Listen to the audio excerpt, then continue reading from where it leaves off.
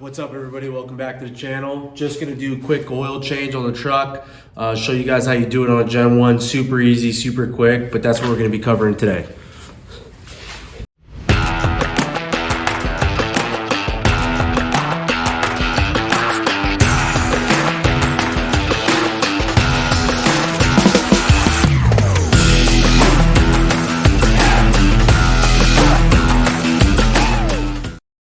So got my 8 quarts of 5W20 full synthetic. So I don't use the OEM semi-synthetic or synthetic blend.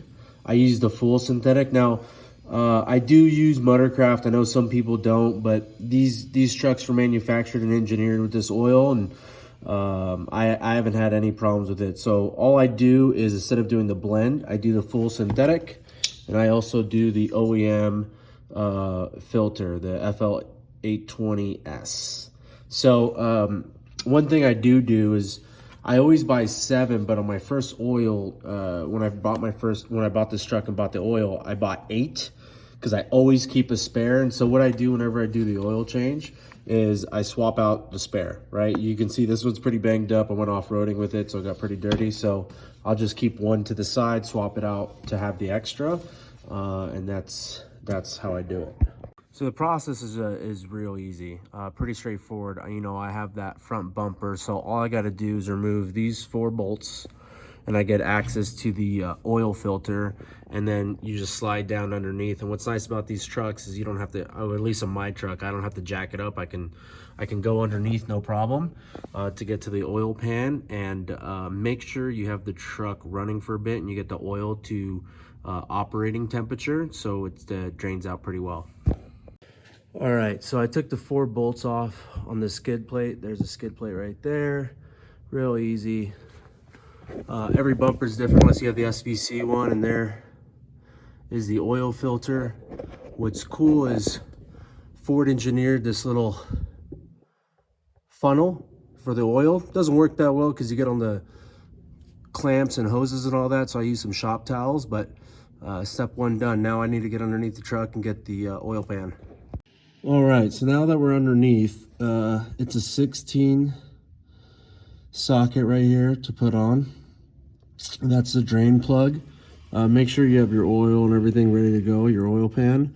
The problem that I don't like is this. So when I take this off, it's obviously gonna push out, but it hits this. So that's another reason why I put shop towels. I don't know if there's a better way of doing it, but it usually makes a little bit of a mess right here. So I just get some shop towels there, let it drain out for about 20 minutes, and then I just clean this all up as best as possible and put it back on.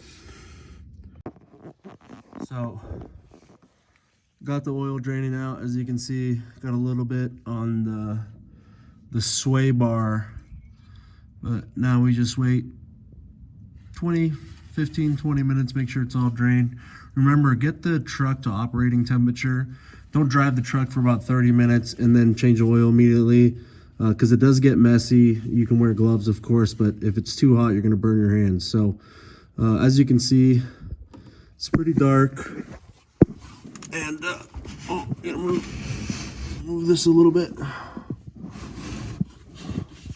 It's pretty dark, and it's about 6,000 miles. That is with one off-roading trip. So just gonna let it drain out, come back, clean it all up, and refill. All right, it's been a little over 10 minutes and it's dripping still a little bit. So what I'm gonna do is wipe it down, and if it continues to drip, I'll wait another 5 minutes or so and repeat the process. All right, so I always recommend doing this part with gloves, but unfortunately, I'm out of gloves. So just gonna use shop towels, try to alleviate as much of the mess as possible. But again, you can use a I have one oil filter tool, but I usually just do my hand.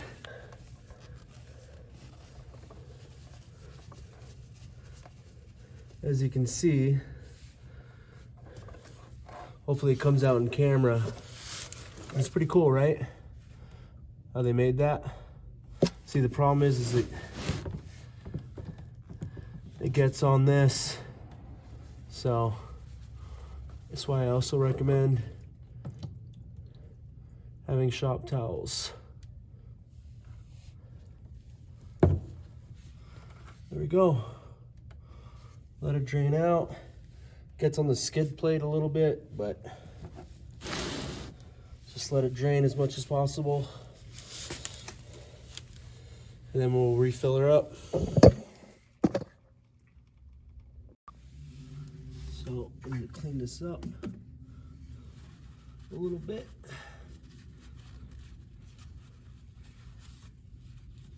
See if it's still leaking.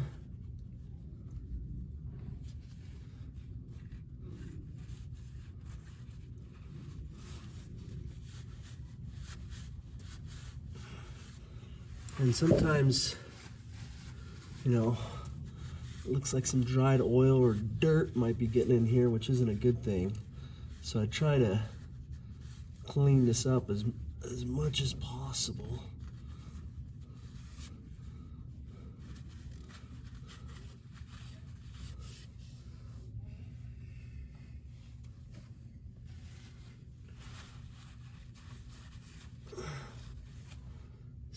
Still dripping a little bit of oil, so we're gonna wait a little bit longer, and then I wipe all this stuff off. All right, it's been about 10 minutes. I'm gonna clean this up some more and see how it looks.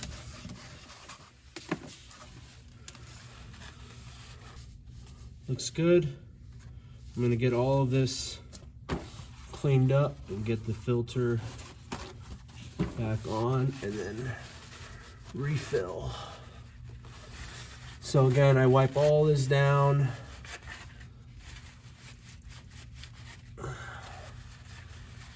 It's always nice to have shop towels because it makes it way better.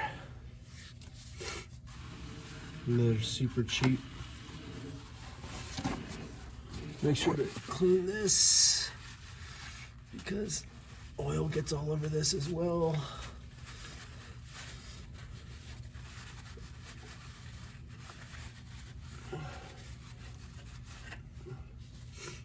And then you see it gets on the skid plate and on this beam and on that bolt a little bit. So clean that up.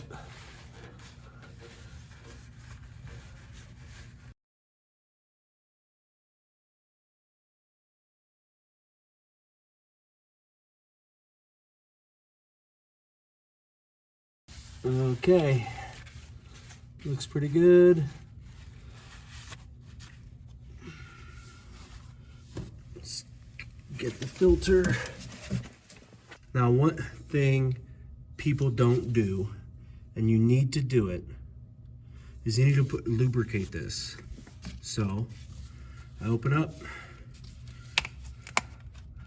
one of the bottles, and it doesn't need much, right? You can just put a little bit in there, put a little bit on the edge, just get it nice and lubricated.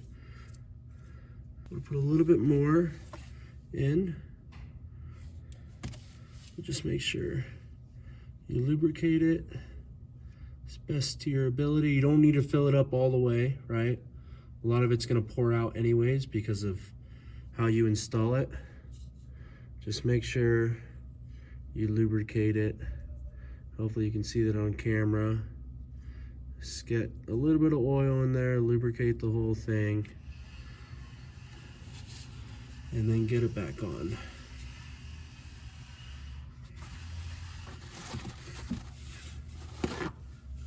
Remember, always need to do this step. Have to. Gotta lubricate it, put some oil in here.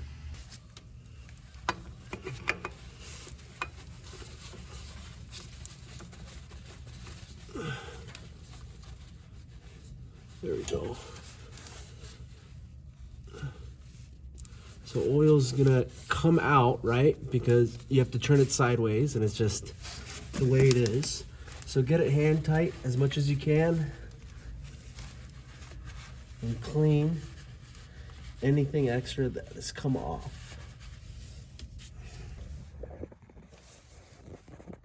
Again, you want to hand tighten it as best as possible, not over tighten it by any means. All right, that should be good.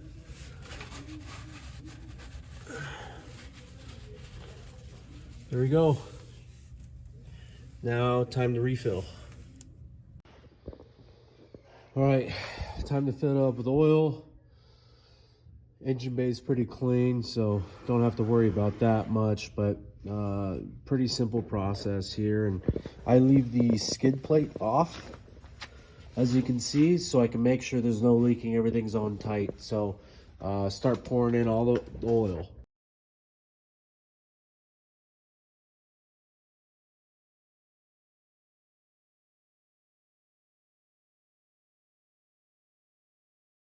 So one thing I always do when I'm filling up, just double check it's all the same oil. You don't want to put in a different oil, mix and match. So one thing I always do before I pour it in is always check the oil, make sure it's the same. All right, let's check.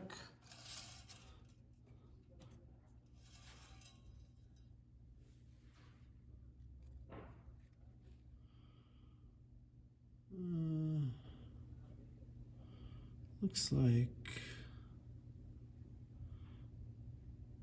it's a little bit above the full line, so let's see.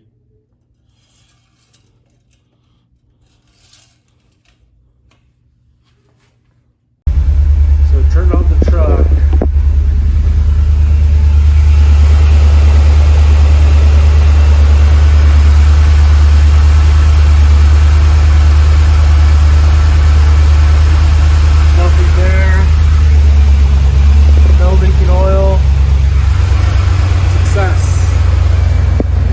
One last thing that I do, as you can see, my last oil change and tire rotation was 6,100 miles ago.